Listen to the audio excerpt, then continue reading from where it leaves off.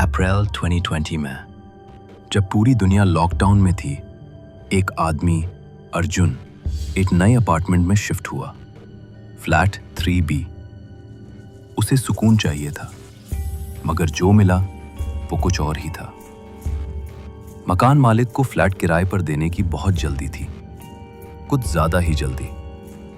किराया सस्ता, पूरी तरह से फर्निश्ड और साथ में कुछ पुराने सामान भी मिले। एक टूटा हुआ गलियारे का आईना, धूल भरी पुरानी घड़ी और हवा में एक अजीब सी गंध, जैसे जंग और अगरबत्ती। शुरुआत के कुछ दिन ठीक थे, शांत, लेकिन फिर छोटी छोटी चीजें शुरू हुई।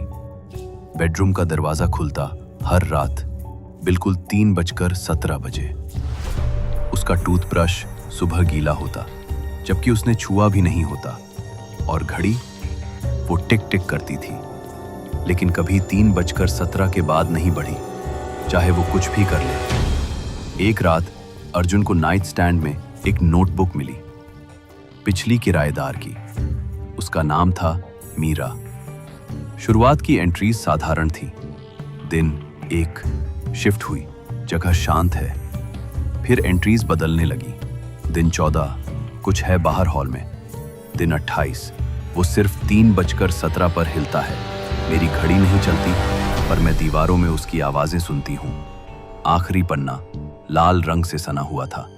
सिर्फ एक वाक्य, कांपती हुई लिखावट में, बेडरूम में मत सोना, वो बिस्तर के ऊपर इंतजार करता है।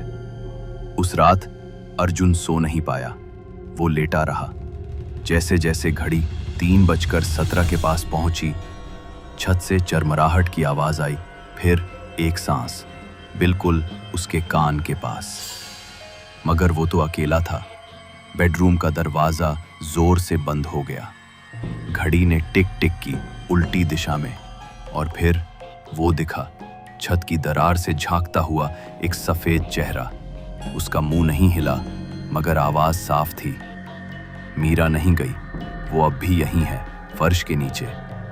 अगली सुबह पड़ोसियों ने पुलिस को बुलाया। उन्होंने अर्जुन को देखा, बिस्तर पर बैठा हुआ, आंखें खुली हुई, छत की तरफ घूरता हुआ।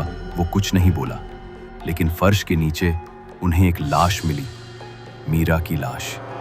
और घड़ी अब भी चल रही थी, अब भी अटकी हुई 3:17 पर।